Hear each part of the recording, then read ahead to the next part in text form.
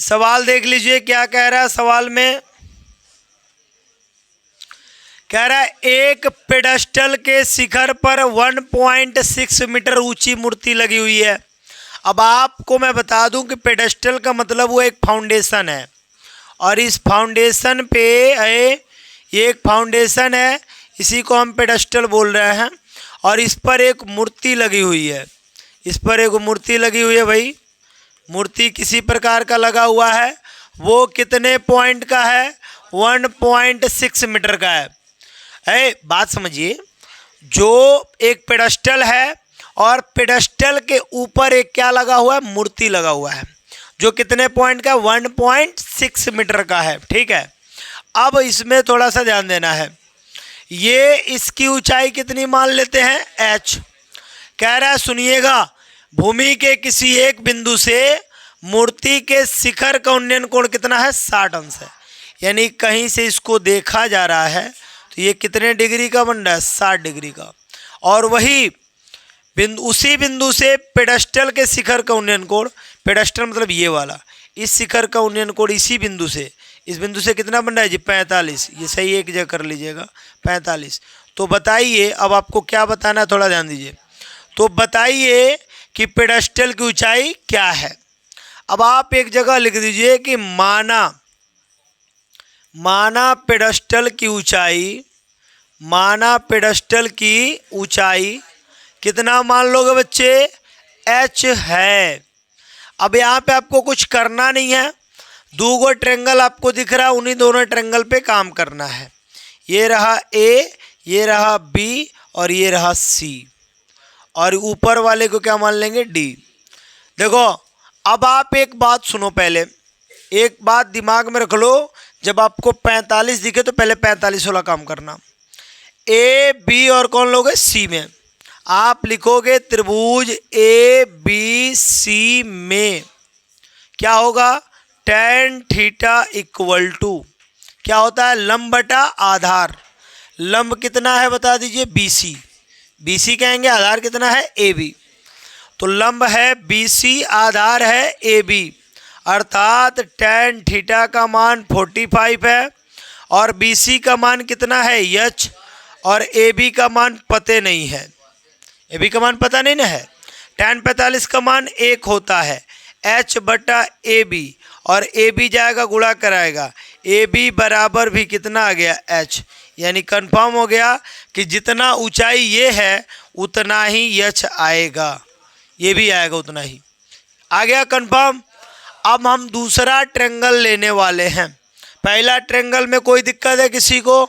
इतना काम आप भी कर सकते थे, भारी है जी। अब लिखेंगे पुनः त्रिभुज, पुनः त्रिभुज A, B और D में। किसमें बाबू? A, B और D में। अब A, B, D में क्या हो रहा है, पहले बात को समझेंगे बच्चे। फिर से लिखेंगे tan theta equal to, tan theta equal to क्या? लंब।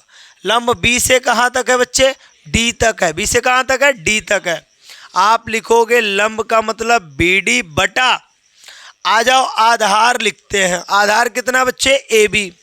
आधार लिख लो, आधार है AB। अब आप बताओ tan थीटा का मान कितना दे रखा है? 60।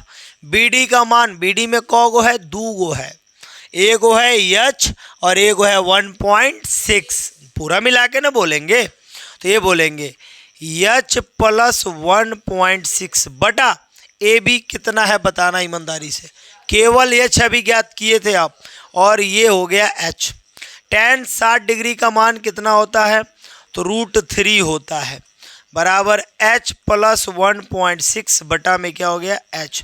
ये h जाके गुणा कराएगा तो h √3 बराबर h प्लस 1.6। इस h को इधर लेके जाते हैं, h √3 माइनस h बराबर 1.6। इस दोनों में से h कॉमन कर लेते हैं, √3 माइनस 1 बराबर 1.6, और हमको कितना मिल गया? h बराबर ये जो गुणा में है उधर जाके भाग कराएगा 1.6 बटा √3 - 1। अब एक काम हम कर सकते हैं, अगर इतना पे आंसर नहीं दिया, वैसे नहीं देगा, आप यहाँ लिखेंगे हर का परमेकरण करने पर, और जो √3 - 1 दिख रहा है इसको आप कॉन्जुगेट में मल्टीप्लाई कराएंगे और नीचे जो दिया है उसका चिन्ह बदल के ऊपर और नीचे दोनों तरफ गुणा कराएंगे। यहाँ तक मैं कह रहा हूँ आपसे बिल्कुल काम हो जाना चाहिए, यहाँ तक हो भी गया होगा, कोई दिक्कत नहीं है। लेकिन चलिए हम एक काम करते हैं, यहाँ पे इसको काट दें, √3 + 1 से ऊपर भी गुणा कराते हैं और √3 + 1 से नीचे भी गुणा कराते हैं। h बराबर इसका 1.6 ब्रैकेट में √3 + 1 आया बटा a - b, a + b क्या होता है बच्चे, a² - b²। h बराबर 1.6 ब्रैकेट में √3 - 1 बटा, ये वर्ग से वर्गमूल कैंसिल 3 होगा, अब वर्ग से वर्गमूल कैंसिल यानी 1 होगा, 3 में से 1 गया 2, 2 से भाग कर दो, ये कितनी बार में जाएगा 0.8 बार में। √3 का मान रख दो 1.732 -1, 1 से घटा दो, h बराबर 0.8, 1 घटेगा 0.732 आएगा, 732 आएगा। अब आप चाहें तो इसका मल्टीप्लाई करा सकते हैं, 0.8 का और 0.732 का आप इसका मल्टीप्लाई कराइए, जो होगा वो आपका एक्यूरेट आंसर हो जाएगा। तो गुणा कराने आएगा भाई, 0.8 गुणे कितना कराना है 0.732, ये क्या है 3 है बीच में, बोलो, ये 3 लिखा है और ये मान लिखा गया उसका, चलो यहाँ पे 3 कर लो, गुणा करा लो, जो होगा वो आपका एक्यूरेट आंसर होगा। कितना आ रहा है गुणा करने बताओ, 0.8 का 0.7 में 8 7 56, 0.56 हो जाना चाहिए। मान नहीं रखा है तो नहीं रखा है तो इतना दे रहा होगा 0.8 √3 - 1, इतना दे रहा आंसर, तो ठीक है इतना ही पे आंसर ले लीजिए। हाँ +1, ये ऊपर प्लस था ना जी, प्लस रहेगा, ठीक है। नहीं आगे तक कर दो, कोई दिक्कत नहीं है, ये अब नहीं यहाँ पे गलत कैसे होगा, यहाँ पे सही बनेगा, तो गुणा गलती होगा नहीं तो कोनो बात नहीं है, उससे दिक्कत नहीं हो, लेकिन गुणा गलत नहीं ना होना चाहिए। चलिए नोट कर लीजिए, आंसर हो गया, गुणा गलत नहीं ना होगा आपसे।